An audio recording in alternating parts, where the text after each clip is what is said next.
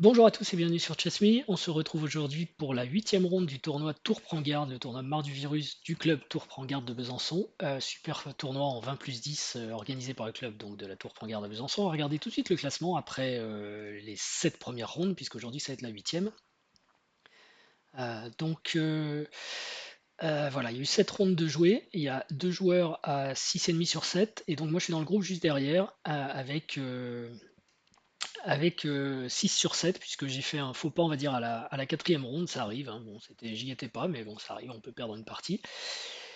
Et aujourd'hui, je vais jouer contre Luc Martinez, qui est 3e, et qui fait la surprise dans ce tournoi, qui fait un super tournoi pour l'instant pour lui, puisque si on se fie au moins à l'Elo, il est classé 1455. Alors c'est les classements c'est les classements rapides de la Fédération française d'échecs, hein, donc c'est le classement officiel plus que ce que vous voyez sur Lichess.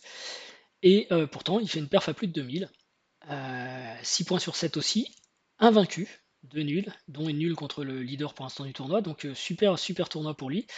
Et donc, bah, vous voyez, 1900, 1900, 1400, 2300, 2000. C'est un petit peu la surprise de ce tournoi pour l'instant. Alors du coup, je me suis intéressé à lui, je suis allé voir la fiche feed de ce joueur, hein, en me disant peut-être qu'il est en pleine progression et tout. Il est bien 1450 en standard et en rapide, vous voyez, c'est le même classement, donc c'est bien son niveau.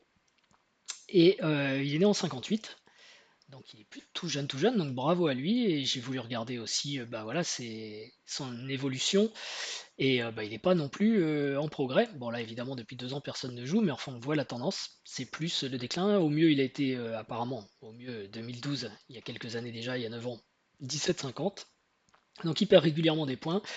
Et là, bah, c'est là, super super tournoi pour lui. Il réussit super bien. Donc on va voir ça tout de suite en image dans la partie qu'on a joué tous les deux dans le tournoi. Ça va commencer maintenant. J'ai les blancs. Donc j'imagine qu'il a dû se préparer parce qu'il doit être chaud bouillant pour son tournoi. Moi avec les blancs, eh bien je joue souvent un D4. Et en fait, le compte qu'il utilise pour le tournoi, c'est pas un compte qu'il utilise beaucoup. En fait, il a que 30 parties sur Lichess. Donc rien qui permet de faire une préparation. Donc je vais jouer ce que je connais et on va bien voir où il m'attend. Mais moi j'ai rien préparé du tout. Cadence 20+10, a priori ça lui convient bien. Tout lui réussit bien dans ce tournoi de toute façon. Invaincu pour l'instant, on va voir ce que ça donne. Allez, c'est parti. Ok, c'est parti. Donc bah voilà, on est contre Luc. On a les blancs et on va y aller tout de suite. D4, c'est parti. 20+10, ça va durer ça peut durer 1 heure, hein. Ça peut durer 1 heure. Cavalier F6 et fou F4. On va dire c'est la fin de ma préparation puisque je sais pas ce qu'il joue. Ben voilà, lui il a préparé ça. C'est intéressant, c'est un coup ultra rare. Après ça attaque le fou.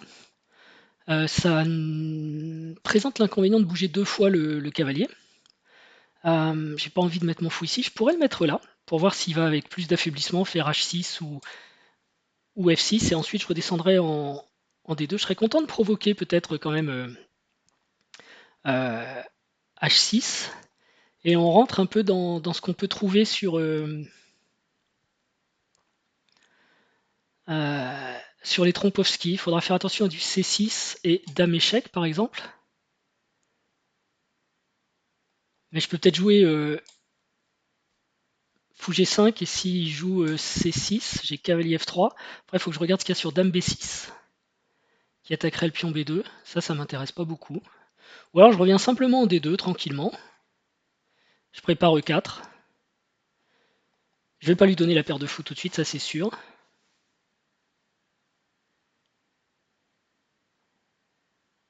Euh, Donc on voit tout de suite il est préparé parce qu'il n'a pas hésité une seconde, et deux, c'est un roublard parce que c'est une petite variante que je connais pas du tout malgré toutes mes préparations d'ouverture, vous voyez, donc ça c'est pas mal, il gagne du temps déjà là-dessus. C'est intéressant, c'est bien. Bon, ça veut dire aussi qu'il l'a regardé avec l'ordi, mais bon, il y a un moment, il faudra qu'il joue la partie par lui-même, donc qu'il ait préparé 2, 3, 5 ou 6 coups.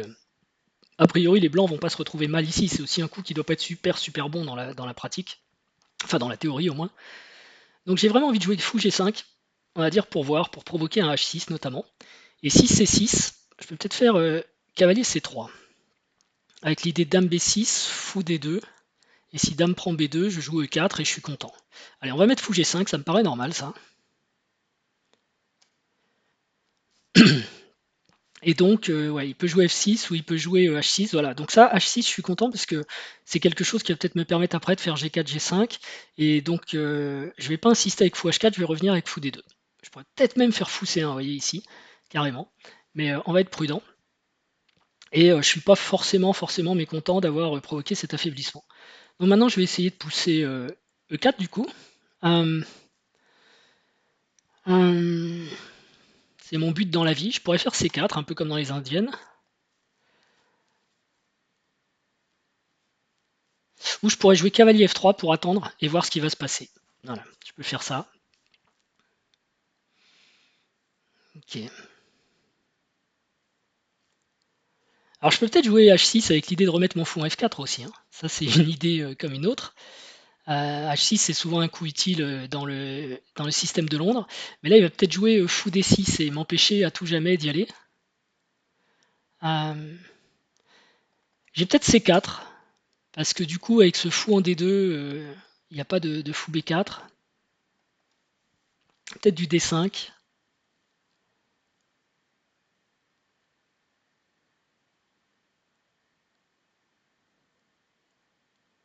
Après, le fou en D6 serait mal placé. Donc je vais faire H3. Ça me donne envie. Je perds un petit peu du temps, mais je vais essayer de voir où il veut aller. Ah si, je peux jouer C3, je peux jouer E3. E3, ça me gêne un peu parce que mon fou serait enfermé. Je peux plus pousser. Donc je vais plutôt jouer C3 pour défendre. Alors que tout se casse la figure chez moi. Voilà. Ok, bah c'est intéressant, c'est un début qui est pas commun et du coup bah, j'ai déjà appris quelque chose dans le sens où je vais regarder ce début pour l'avenir et voir comment ça se passe. Alors maintenant je vais peut-être renvoyer fou F4 pour dire regarde on va quand même le jouer mon système de Londres. Qu'est-ce qui se passe sur dame B6? Je dois avoir dame B3. Ouais, allez on va le faire. Rien que pour lui dire ça. Alors après il a peut-être, je sais que les ordinateurs aiment bien dans ce cas-là faire cavalier D5. Puis après ils partent avec F5, F7, j'ai déjà vu ça. Mais je vais le remettre. Parce que ça me gêne, ça m'empêche de pousser E3. Et comme je ne veux pas faire une indienne avec C3 et qu'apparemment j'ai du mal à pousser E4, eh bien cette façon de revenir me permet de repartir un petit peu de mon côté. Alors là, il a pion prend, il a un dame échec ou un fou échec. Je peux jouer cavalier D2 peut-être, en espérant que ce soit pas catastrophique tout de suite. Avec cavalier vient là, mais mon fou tient la case, le cavalier tient la case, donc normalement ça devrait aller. Il faut quand même que je fasse attention. Euh, pion prend, fou échec. Ouais, cavalier D2. Il part pas là-dessus pour l'instant. Alors est-ce que je mets E3? Est-ce que je mets cavalier D2 tout de suite, qui évite l'échec et qui menace en plus E4? Ça peut être intéressant. Je vais peut-être faire ça, ouais. Attention à ce pion quand même à pas le perdre, hein. Il est défendu pour l'instant par un pion et par un cavalier. Attaqué deux fois, défendu deux fois. Et si je joue E3, normalement, je peux reprendre, comme on dit, du poil de la bête. Mais j'avais peur des dames B4, des machins. Ok, donc il lance une grande offensive à l'aile dame, ça j'ai déjà vu. Euh, c'est possible, ça peut marcher, hein, il n'y a pas de raison, mais le truc c'est qu'il ne faut pas non plus que ça lui prenne trop de temps. Donc pendant ce temps-là, moi je vais me développer. Je suis pas mécontent parce qu'il a perdu les dames B6 avec le point sur B2 qui m'aurait obligé peut-être à faire des choses différentes. Et ici j'ai peut-être E4. D5, E5. Il joue très très vite, donc je comprends pourquoi ça se passe bien pour lui dans le tournoi. Apparemment il est rapide et il est confiant, c'est bien pour lui. Euh,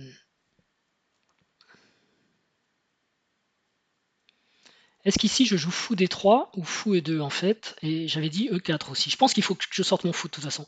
Fou E3, C4, je suis pas mécontent. C'est un schéma qui me fait pas très peur ça, donc je vais mettre fou E3. Fou D3, pardon. Parce que quand il joue C4, en quelque sorte, il laisse les mains libres au centre. Ça va.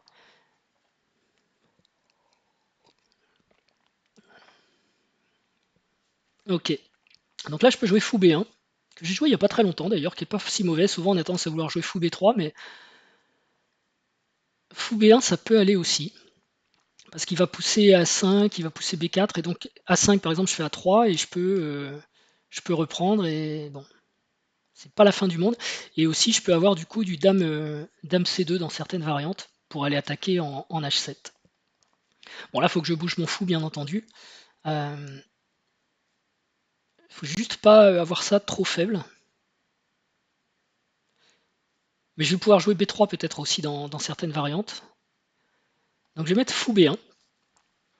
Un coup bizarre, hein, parce que la tour, elle est pas au mieux ici. D5. Et alors, est-ce que je fais roc ou est-ce que je fais tout de suite E4? Je pense que E4, c'est intéressant.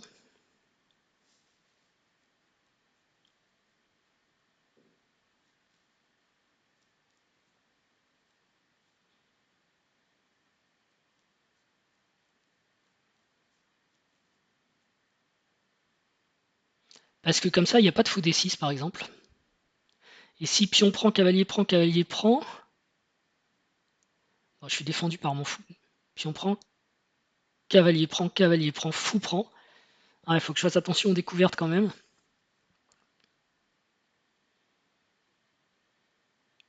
Pion prend, cavalier... Alors, E4, pion prend, cavalier prend. S'il joue cavalier prend D4, par exemple, un coup comme ça... Ah ouais, mais j'ai cavalier prend avec échec, donc ça passe. Donc je peux jouer E4. A priori, je vais pas jouer non plus G4, machin. Ah oui, mais il a fou D6, c'est ça qui m'embête. Ok, on va y aller tout de suite avec E4. Et puis après, on jouera peut-être du B3. Il y a peut-être E5 qui est possible. Je suis quand même fasciné par la confiance qu'il a l'air de montrer dans ses coups. C'est bien, hein, mais j'ai énormément de mal à avoir confiance aux échecs. Alors, si cavalier prend, fou prend, ouais, ça va toujours. Parce que là, je suis pas vraiment attaqué vu que je peux prendre ici. Ah, il a peut-être cavalier ici. Ouais, mais dans ce cas-là, il n'y a plus de pression ici.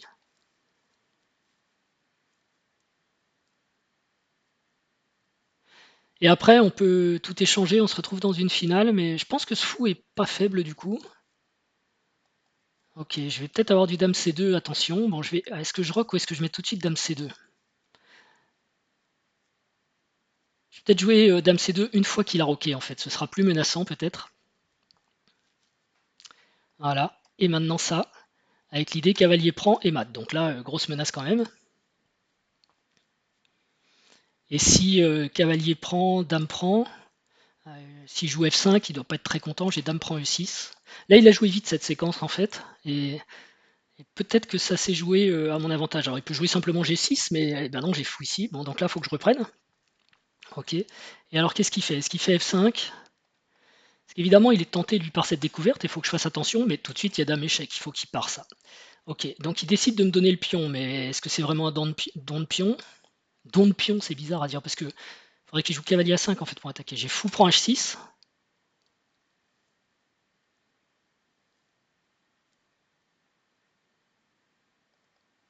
Ah, fou prend H6, ça m'a l'air totalement normal, hein. Ok.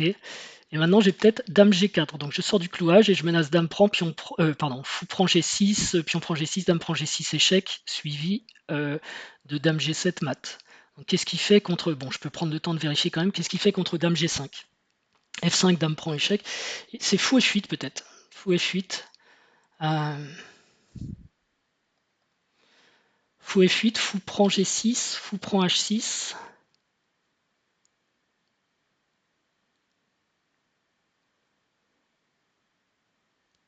Ça m'a l'air totalement normal dame G5, hein. Je regarde si j'ai pas autre chose à base de... Plus sur fou F8, je vais peut-être pouvoir jouer fou G5. Non, non, allez, dame G4. Plus on va avoir H4, H5 qui peut suivre. Et il a joué très peu de temps, vous voyez, il a 10 secondes en fait de consommer par rapport à son temps de départ. Il est extrêmement rapide, mais enfin en attendant, il a perdu un pion quand même. Alors fou F8, est-ce que j'ai quand même fou prend G6, fou prend H6, fou prend échec, roi prend, non, je peux pas sacrifier roi prend, cavalier, non, j'ai pas d'échec intéressant. Fou F8, en plus ça bloque un peu le roi aussi, donc est-ce que j'ai fou G5 derrière? Peut-être il revient avec fou E7.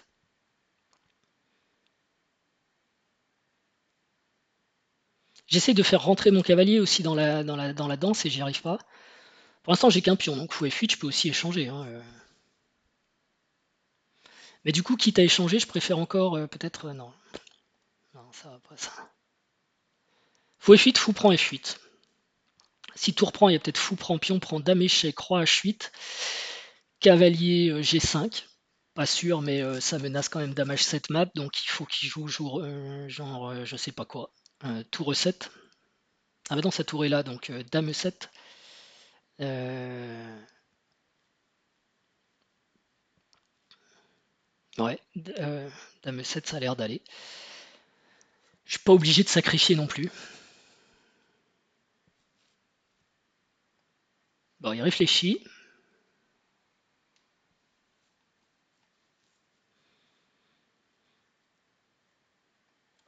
Fou F8, fou prend et peut-être roi prend aussi, hein. J'ai ce fou qui est pas génial.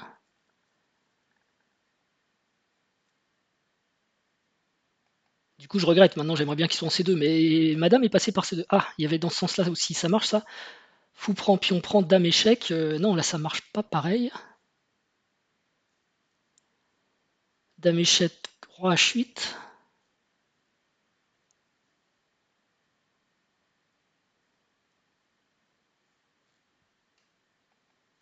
Je n'avais pas pensé à ça. Fou prend G6, pion prend G6, dame prend G6, échec. Roi H8 obligé. Et après, on peut mettre cavalier G5.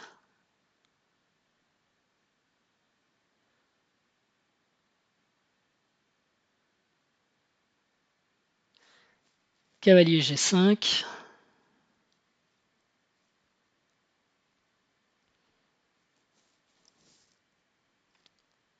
Dame E7, je pense. Ça a l'air de tenir. C'est curieux que ça tienne, mais ça a l'air de tenir.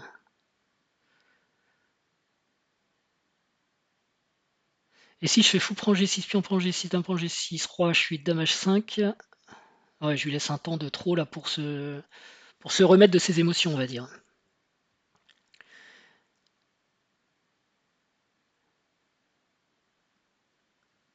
Bon, et sinon, est-ce que je joue H4, tout simplement? H4 avec l'idée H5. C'est tranquille, il peut pas prendre ici. Il peut peut-être pousser E5, il a peut-être le temps de faire ça, mais attention.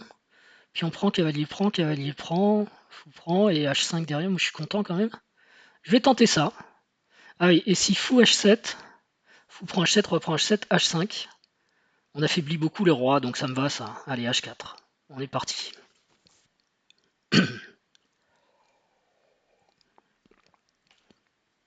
Ce pion, il était là, il servait pas à grand chose. Mais après, c'est pas forcément malin parce que l'ouverture de la colonne H, attention, hein, ça peut lui rendre service aussi, il faut que je sois prudent quand même. Mais bon, pour l'instant, il y a la dame en face de son roi, un petit pion entre les deux. Menacer H5, ça me paraît pas absurde. Il peut y avoir du cavalier E7 avec l'idée cavalier F5, attaquer les deux, mais ça paraît lent.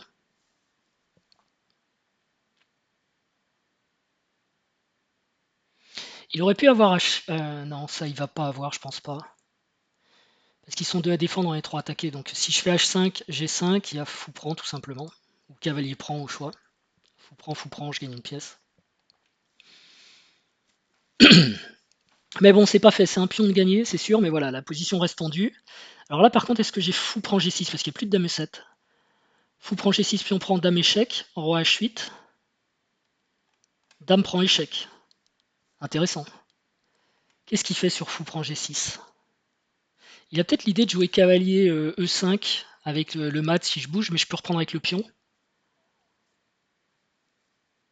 Fou prend G6, pion prend G6, dame prend G6, ça passe pas ça. Donc fou prend G6, fou G7.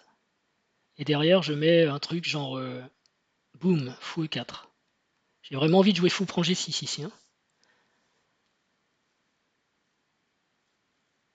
Qu'est-ce qu'il fait sur fou prend G6? Puis on prend dame échec et dame, ouais, ça mate. Je vois pas en fait. Après, il peut avoir cavalier E7. Ouais, mais dans tous les cas, après j'ai fou E4, gagne la dame. Donc soit il prend et je suis bien, soit il prend pas et je suis bien, on va dire.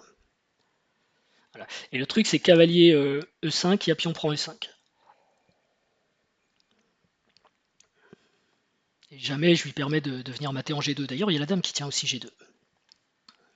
Donc là, ça commence à être très très tendu pour les noirs.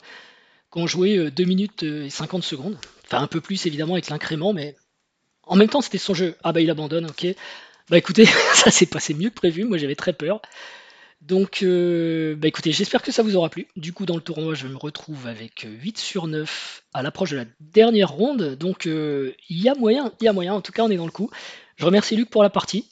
À mon avis, jouer un peu vite, notamment la séquence. Par contre, l'ouverture super intéressante, ça faudra que je regarde calmement.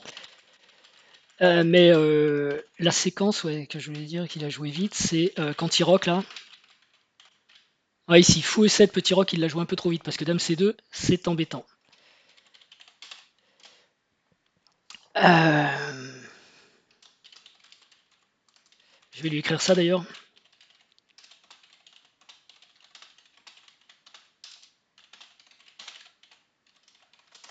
Et je suis désolé aussi de couper parce que du coup, comme je disais, il faisait un super tournoi, donc ça ralentit un peu sa progression, mais je pense que et vu le tournoi qu'il a fait, il a les moyens de faire encore une belle dernière ronde et de continuer à avoir quand même un beau tournoi.